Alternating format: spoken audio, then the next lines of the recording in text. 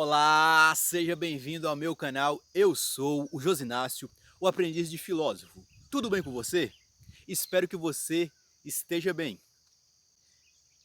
Hoje eu vou falar sobre como é formado um pensamento filosófico, como a filosofia surge no meio da sociedade, no meio social, no meio de convívio, no meio político. Bem, a filosofia ela nasceu por volta do século 7 a 6 a.C.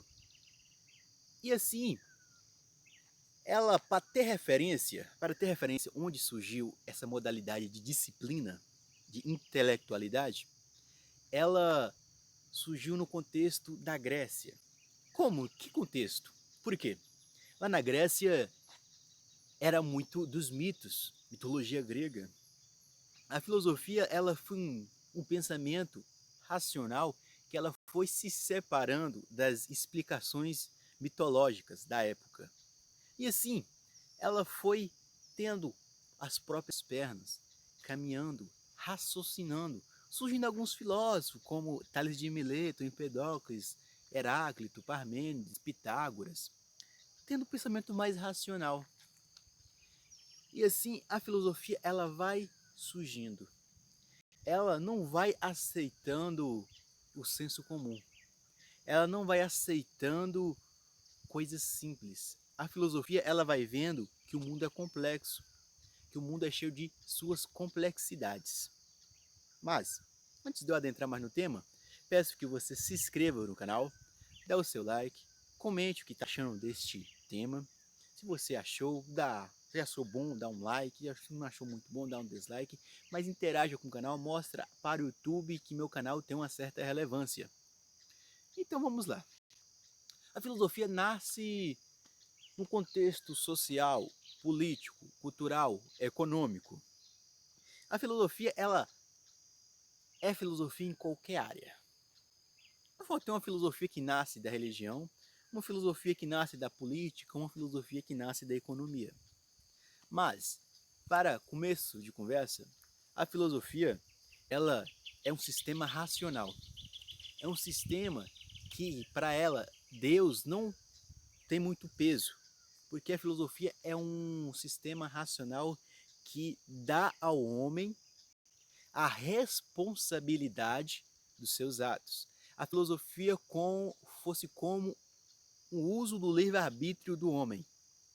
Então, na filosofia, o homem é responsável pelos seus atos, nascendo assim a constituição de uma democracia, onde existe a pluralidade de ideias, onde o raciocínio é diversificado, onde não é Deus que está interferindo, não é um poder atemporal, mas é um poder temporal, é as atitudes dos homens influenciando na sociedade.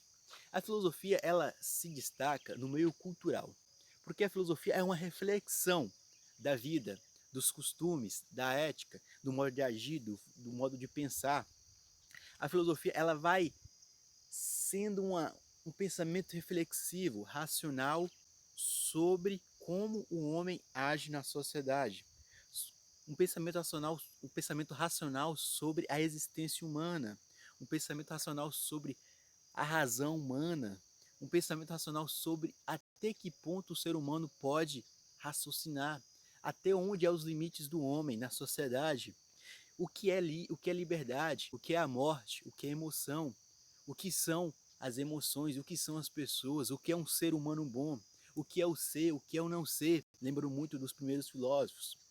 E a filosofia ela vai racionalizando, vai usando a razão para que tenhamos uma visão mais apurada. Hoje, como a filosofia ela pode ser usada hoje? Exemplo, hoje existe muito o uso da religião neopentecostal ou pentecostal. E a filosofia ela pode entrar aonde? As explicações da sociedade, elas podem ser pautadas apenas em respostas do pentecostal, das pessoas pentecostais, do neopentecostal, pode ser pautada apenas nisso, apenas que é Deus que está querendo que aconteça tais coisas. E assim a filosofia ela pode questionar o pentecostalismo, o neopentecostal. A filosofia ela pode questionar a economia.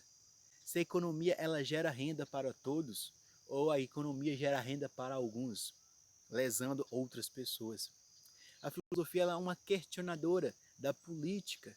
A política é uma politicagem, é uma coisa feita para agradar alguns, é uma coisa vil, falsa, sem caráter. A filosofia ela vai questionando.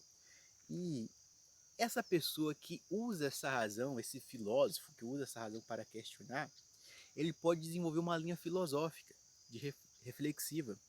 Tipo, a filosofia, não vamos colocar, tipo, a crítica do movimento neopentecostal. Então, vamos formar uma escola, a escola da crítica do pensamento neopentecostal. Vamos colocar escola filosófica crítica política, escola filosófica crítica econômica, escola filosófica e do espiritualismo.